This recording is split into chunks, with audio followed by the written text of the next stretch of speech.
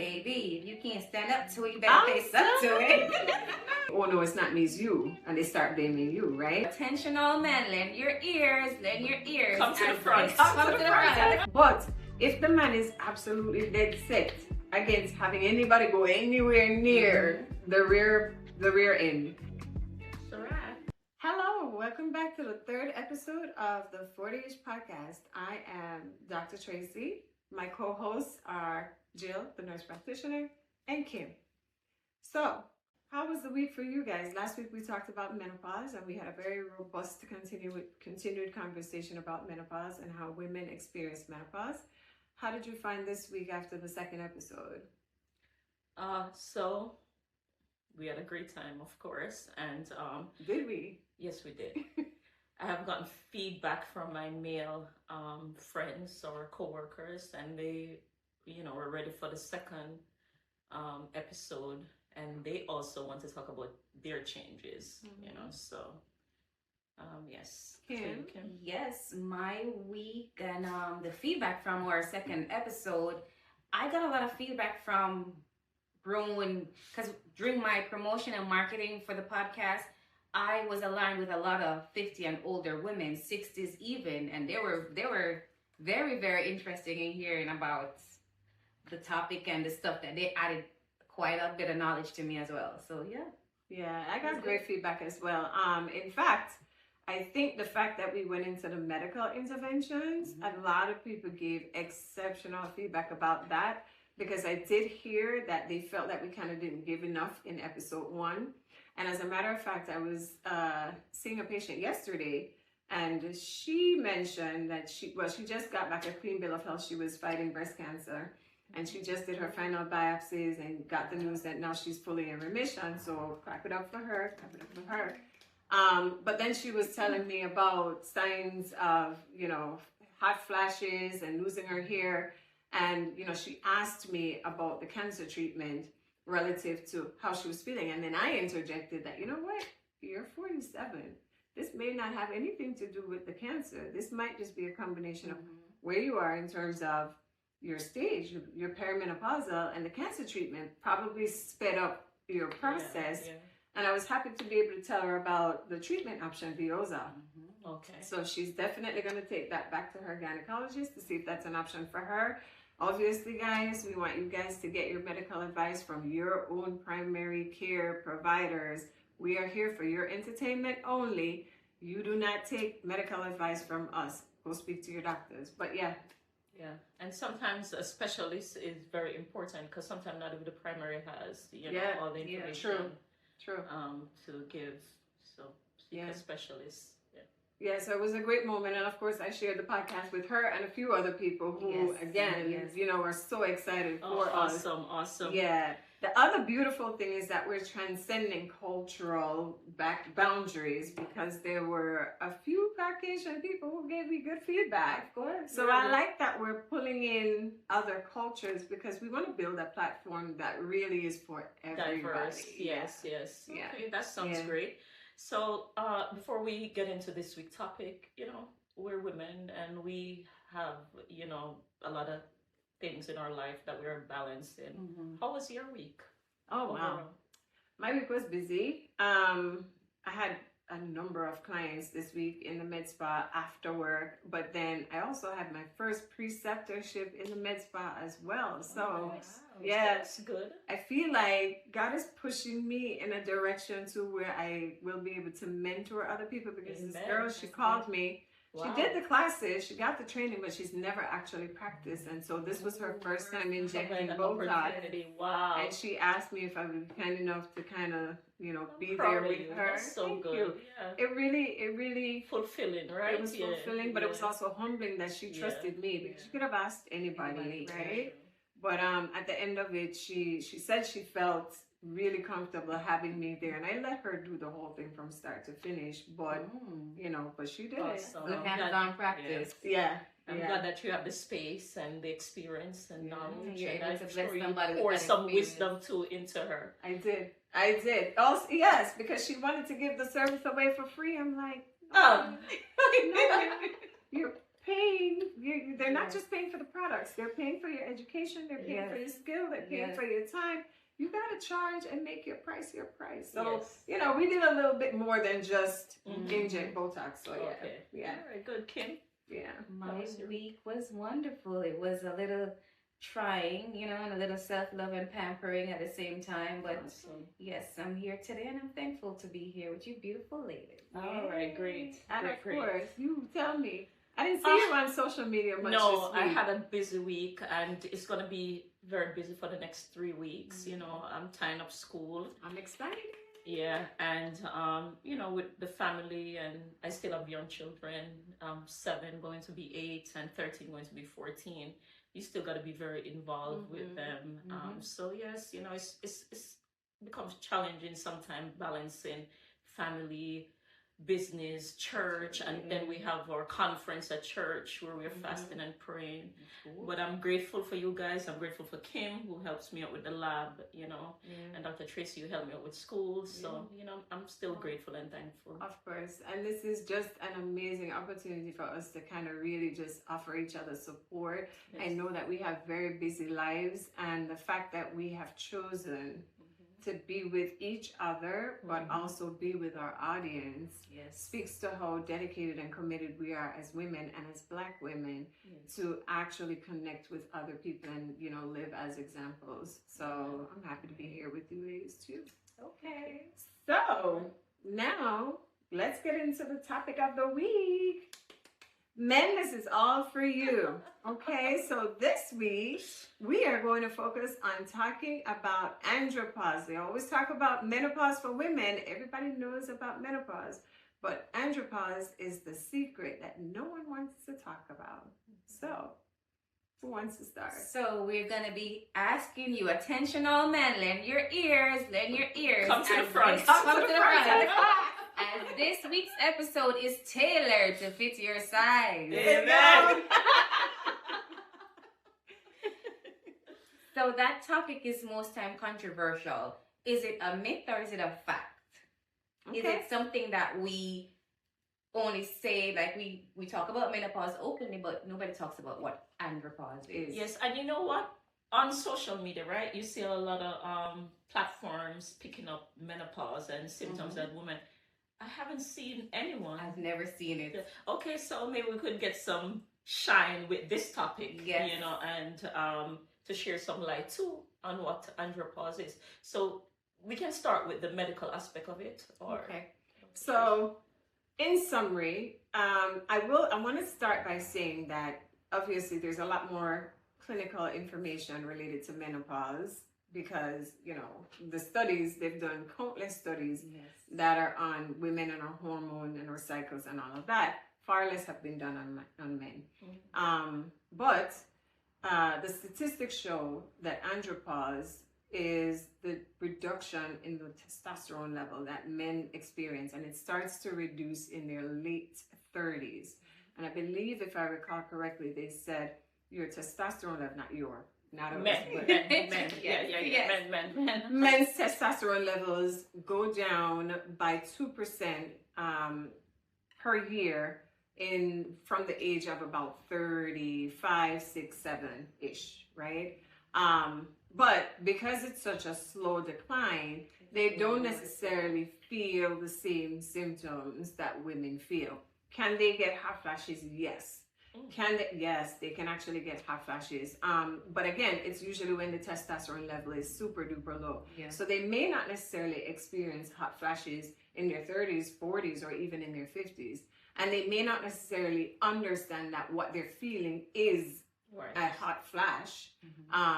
But the scientific data is there to say that they can actually be symptomatic. So it's the gradual decline of testosterone levels, starting in the late 30s.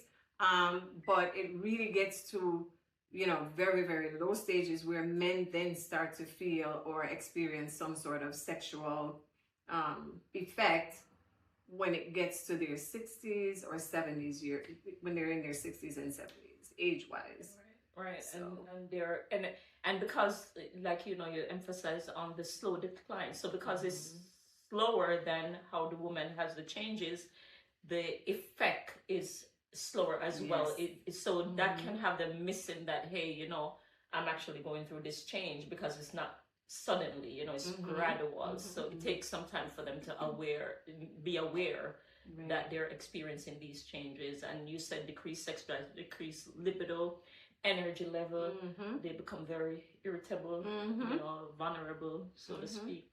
And I'm sure all those symptoms and side effects tying in with the medical aspect create some kind of psychological, Mm-hmm. absence. Like, so it's where they're having birth and comparing, emasculating themselves, like mentally, you start thinking of that way. Especially, I saw a situation where you have I think the man was in his 50s and his a younger boy, like you have less tolerance for young men most times, like, because especially if you're under heavy stress, because again, the stresses do play a part. Right. So you tend to lose that patience. You tend to start comparing, because now you're losing muscle mass. Right. Your body is no longer the fat deposits, similar to the women. Similar to the women. The fat deposits. So now you feel weaker. You feel like a weaker version to these younger men. Especially young men who go to the gym, work out, have that physique going for them. And remember, once you were that, you feel, and men don't come for me. You feel lesser of a man coming into that point, And I wish all men will be more vulnerable and open to talking about these things, Right. as we're living in times where information is readily available to all of us. But living in a society where we look to men to be men, do we allow that space, that safe space for them to speak about these changes? So we also have to be mindful that we have to allow our men to be human. Right. We can't always look Right. on We them. have to kind of move away from the social norms of saying men are supposed to be strong, right. men are not allowed to cry, etc., etc. But hold on, I want to interject for a second. So how when we were kids, you used to hear about like men in their 70s having babies, and I used to say nothing couldn't go so. It was while I was doing this research that it actually, the light bulb went on as to why old men can still have a 20-year-old woman. Because even though the testosterone level is declining, it doesn't get right. They still have enough. And that's why they still are looking at the 20-year-old. Yeah, that's why they say slower, with women it's more faster. It's a faster change, men is gradually. They're still producing sperm. They're still spermatozoids. They're still doing their thing. Yes. So, as you talk about, how society... But hold on, how you feel about a man in their 70s having babies? How I feel about that? Because remember, the woman now still has to be in the childbearing years. Yes, so we're not going to stay... 15 years was our cutoff limit. 15 years. Thank you. There has to be a limit on the gap. There has to be a limit. So what Dr. Tracy is referring to is because I said there should be a limit on gap relationship, and for her, next episode, go watch it. It's no limit. Okay, so back to this week's topic. Since Dr. Tracy wants to get into my business, all right. So we know Brian is 35, I'm 45, okay? And I am there at the stage where, likely I will be experiencing perimenopausal symptoms, right? Brian might not be there yet. So how now do I open conversations, so to speak, with Brian in getting him there? Because guess what? As a nurse, I believe in preparing. Of course. And preparing, and not to just repairing or replacing, like you, Dr. Tracy, who replace very easy. So I want to, yes, she replaced very fast. So I want to prepare Brian. And hold on a minute. How do I? Dr. Tracy, cheers. Cheers, Dr. Tracy. Cheers. Thank you. Cheers. How do I provide that safe place to speak, for him to speak about? Because he's 35, right? And you said that the changes can be late 30s. Yep. Okay. So, I tell our audience or viewers, how they can provide a safe place to start those conversations. No, on a serious note, I mean, we laugh and we kiki, but on a serious note, I think it's imperative for us as a society. But I will say that a lot of times when it comes to health and relationships and, you know, just symptoms of us moving from stage to stage in life, historically women have always been a little bit more open and a little bit more conversational, right? I am going to position this point in the space of the home. I think it's imperative for us, you know, as mothers of boys and aunts of boys and grandmothers of boys and, you know, sisters or whatever, for us to intentionally remove the boundaries, remove the shame and the stigma that walks with talking about our bodies changing. Because the fact of the matter is, just like everybody goes through puberty at a different stage, because you know there's a real thing like delayed puberty or precocious puberty, right? It can happen either very early or very late. We know that the body is going to go through the stage. This is no different. We're going to go through menopause, and then we're going to go through andropause. So I think it's imperative for us to really create a safe space in the home, and we need to start the conversation before they even understand and experience, you know, the symptoms. So I think a lot of times it's really going to come down to women, right? Because we are the nurturers, we are the creators of the environment in the home. So I think it's going to fall on our shoulders by default, right? Okay. Yes, we would like it not to be, because if men are aware of andropause and aware of the changes that their bodies are going through, adult men, then they're able to pass these on to younger men. That's true. They're able to, like, I would love for them to understand that you're important, men, you're valued, you're needed to relay this information. It's, you know, it's okay to be comfortable with it within yourself, so you could relay the information.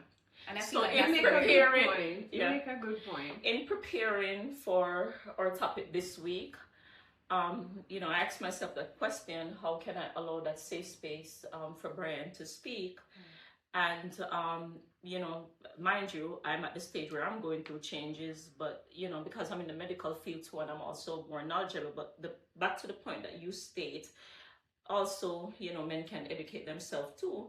So, you know, you can introduce it by also trying to tell them about your changes, you know, talk about your changes, and then maybe they will feel open to also tell you about his changes as well. And like I said, preparation is better than repairing.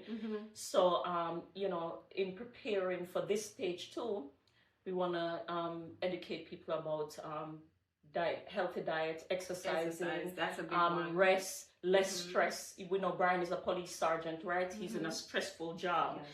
So with hormonal changes and the stressors of life added to it, it can cause, you know, very emotional disturbances, so to speak. And Dr. Tracy, I want to throw this at you about pre-screening, you know, men, because some of the times men don't get checkup, and especially in our Caribbean culture, country and culture, being Jamaicans, some men don't go to doctors unless something is happening to them. True.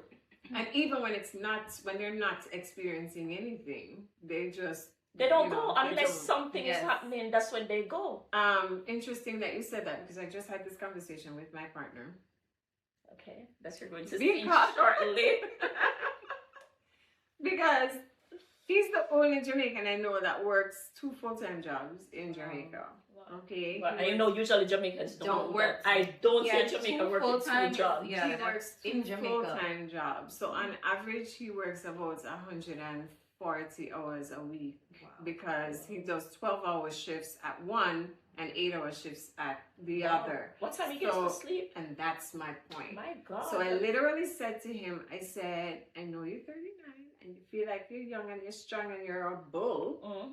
But I said it's imperative for you to remember that, you know, you're getting up there. Your next birthday is going to be 40. And newsflash, your testosterone level is going down.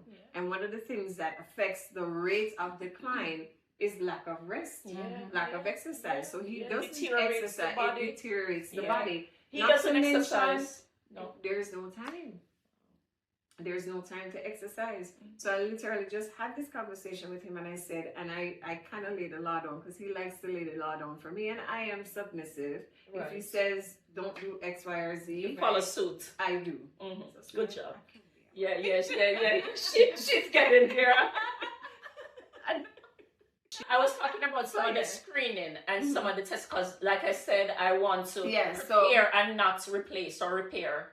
And I want to prepare Brian. I want to prepare Brian.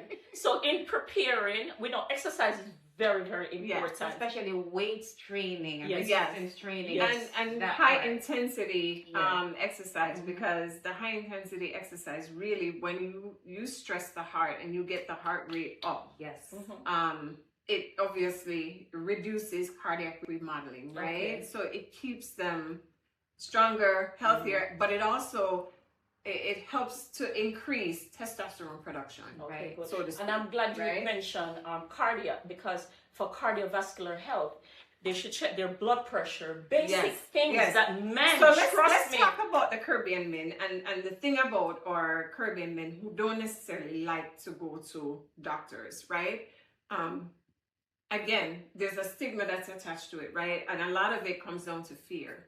It's fear of the unknown. It's fear of finding out something, anything. Or even fear of admitting something. Exactly. Of actually having a hard conversation, a conversation that's, going to make them seem less masculine with even a clinician, a medical provider. But what they should know is that these tests is not to diagnose or to find a problem, but to it's preventive, early right? prevention. Right. So we talk about basic blood pressure, Diabetes testing, screening, hyperlipidemia screening, cholesterol screening, Yeah. and then as they get older, we're going to the PSA, the prostate exam, right? and we know black men are number one risk for colorectal cancer. So colorectal screening, Right. So it's yeah. imperative for us to remind them that screening has to happen by the age of 50. Right. However, if you have a first-degree relative that has 45. had cancer, that screening age now falls to 45. 45. But here's the thing. I think the reason, even though we know the guidelines, and we're okay with talking to our immediate circles about it, I don't think the conversation is loud enough in terms of medical providers being on social media or medical providers being on television. I know, a major urologist in Jamaica who, he does conferences and he travels worldwide, and his focus and his practice is on men's health. Oh, good. Good. But the problem is, I have actually shared when he's going on a conference or when he's hosting a conference in Jamaica with men in my life, and they're like, what is this? Why should I go? And it's hard for you to really get them to see the importance of screening, and to understand why they need preventive medicine rather than to treat. To look for something, so to speak. And so I think it's important for us to take away the stigma of having the conversation in the house, because it starts in the house, Because here's the thing. All right, so you're married. If you were married, and I don't know Brian, so I'm not saying this is the case for you, but let's say, hypothetically speaking, you were married to a man who just does not believe in going to the doctor. Right. There are women who I know that can literally say their husbands or boyfriends will never go to the doctor unless they make the appointment, they take the day off, they get this man in the car and physically takes them. Tracy, even some persons will tell you that even when they're experiencing things like, say, a headache consistently, they will not go until something happens, and you really know that this is a stroke or something like that. Yeah. So sometimes they're even experiencing symptoms and they won't go, much less. Thank God Brian is not like that. Brian was in healthcare before policing, so he takes care of himself. But dealing with Caribbean man, it is like that. It's hard. Wait until it gets real bad before they actually seek some help. And then even talking about prostate screening, right? The thing is, I've always said, I feel like I am the only person that say you don't need to get a digital rectal exam anymore, which is the finger in the anus, right? That is the manual way to really assess the prostate. But if it is that you don't want anybody going there. But isn't that the best way to do it? That is the best way to assess physically Yeah. the growth, right? Because we Right. know that it's hyperplasia or overgrowth of the prostate, and because of the location of the prostate, that's the best way to area really to go. access it. But if the man is absolutely dead set against having anybody go anywhere near the rear end, you can still do screening with the blood test. Right? So that's the part that I really want to push out. I want men to understand that it doesn't have to be an embarrassing situation for you to go to the doctor and say, listen, I'm at the age, I want to know what's happening with my prostate. Right. Tell me, can I do the blood test? I'm not ready yet. I'm not prepared yet to have you do the actual manual check. But can you do a blood test? Yeah. There are tests instead of a rectal test. You can get a blood test to test your prostate, also to check your testosterone levels. Your blood test tells it all. Your blood tells what's going on in your body. So, of course, be an advocate for yourself. Level. Ask for yourself. Ask your doctor. When you go in, women, help out the men, please. Seek information, and yes, go ahead and ask for that blood test, because it's possible. You don't have to be violated anymore, men. So, and then Kim, maybe you could even draw their blood too. They could come to you. of course, you could come right. Could come to Kim. Yes, She'll you could draw come the to blood S1 for you. Labs. We'll draw your blood, okay, Yeah. and send it right over to your doctor. Amen. So let's talk about how low testosterone shows up in the bedroom. What are some of the symptoms? Well, decreased sex drive, you know, and then You had mentioned it emotional earlier. effect, you know, emotionally they may be irritable, you know, so to speak. And, you know, for me, like I said, you know, if you want long-term healthy relationship, this is why it's very important for us to discuss these things and, you know, to do early screening and early prevention, if say that it is, because like I said, God created us for different stages, and during that stage we have to learn to prepare, and that would, you know, enable us to go through it smoothly, so to speak. Let me throw out a hypothetical situation to you, Kim. So let's say you're dating a guy and you guys are heavy and hot in the moment, right? And he does get an erection. But before you're able to, you know, become intimate, he loses the erection. And you can sense that, you know, there's some embarrassment, or he's, you know, and he's reluctant to stop trying, because a lot of times men will keep trying. But and then they might even go to the point of saying, oh no, it's not me, it's you. And they start blaming you, right? If you're in that situation, how would you handle that? Baby, if you can't stand up to it, you better face up to it. She said face up. You didn't hear that part? No, I did not. Face up. You can't stand up, you face up. Okay. Hello. That didn't miss me. It never does. No. But yes, that definitely would take a very heavy emotional impact on my partner at the time. So communication. It's okay to be cuddling and affectionate and loving in a moment where we can't go forward with the intended plan. And it's okay to just, even if he doesn't want to talk about it because he might feel emasculated at the time, it's okay to talk about it afterwards. Be there for him, be present, be emotionally present. Change the topic if so be the case, you know? It might come back.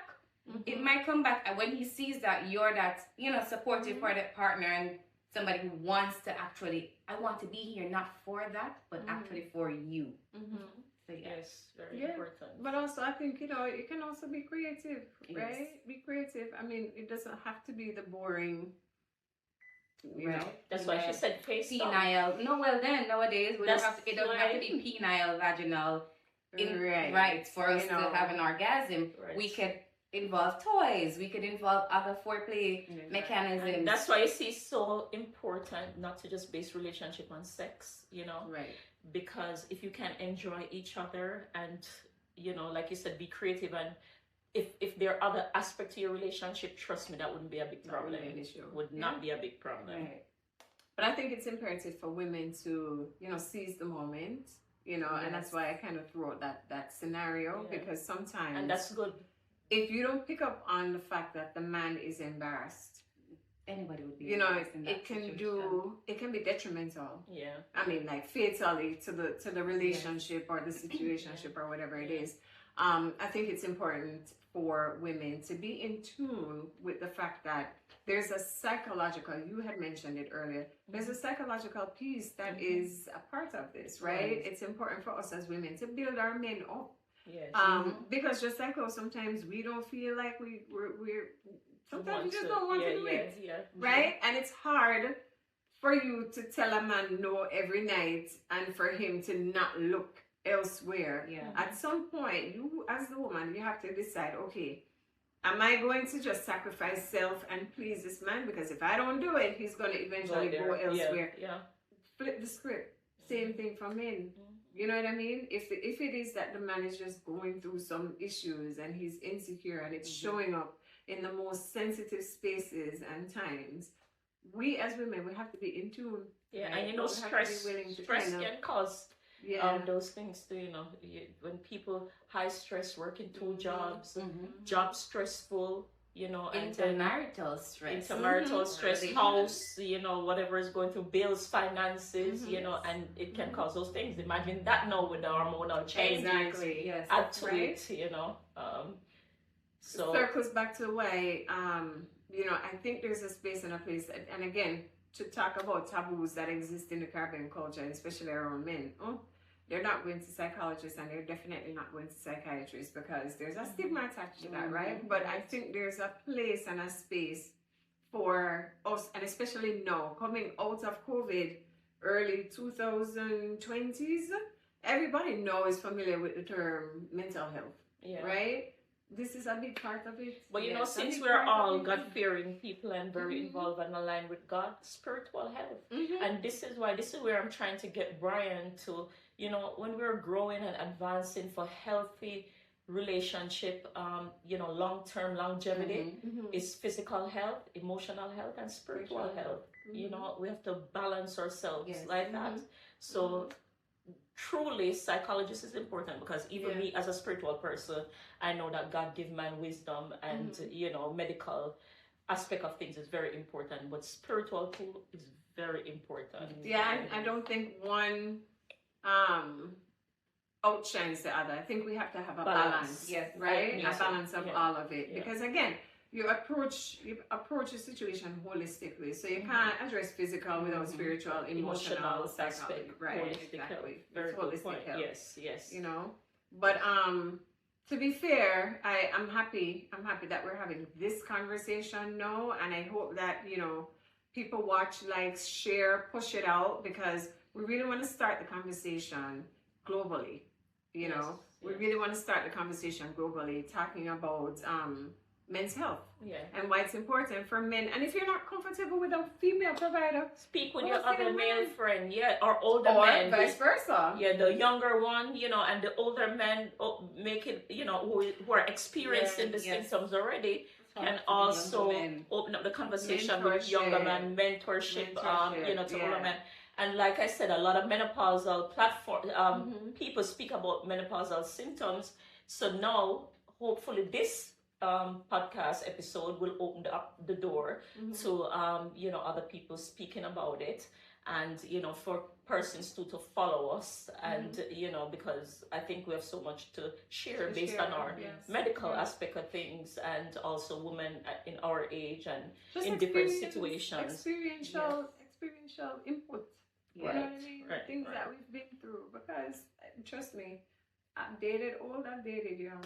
Right. And then Eva came with you, I know you know, with your marriage, and you're in age gap too, but yours is different from Tracy and I, because the man is actually older than you are. Right. Do you ever recognize that maybe he has or is experiencing some of those symptoms, any, you know, and maybe even afraid to talk about it, or you guys never spoke of? When we first met, I was 29, about to turn 30. He was in his 40s already, so he was like 43. So and a very experienced man, in my capacity of what I would think an experienced man would be, established and experienced. So there are certain things that he would say, we'll just used to categorize it as you're just miserable. Or I remember one time we were having this conversation and he just switched. I'm like, say bipolar. But looking back, not you diagnosed. looking back, and even now that I still have to communicate because we have a child together and still be in his presence, I recognize some things that in preparation for this episode that might be related to that. I mean, again, we are not intimate at the moment, but it's there's certain things I can't talk on if I'm something Yes, right. But I could definitely see where the insomnia. I remember when we used to share a bed and he would wake up hours a night talking about work, just to talk about work, because he was in a supervisor position, where he had to oversee men. And I know working from him, I know working in that field is construction and have to control or manage other men. It's not always necessarily the easiest.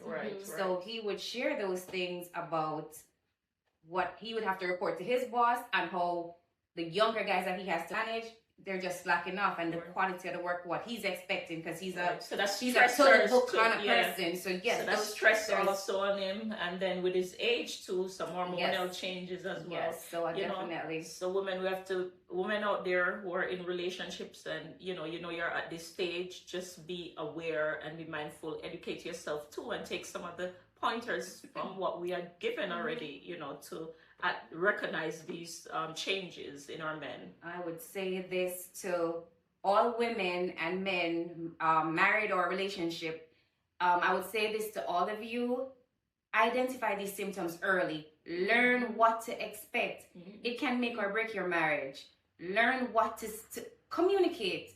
It's the easiest thing for you to do. I know it might be uncomfortable, but it's your partner, and if you have a plan for that partner to be in your life as a partner long term, right? Prepare. Talk about it.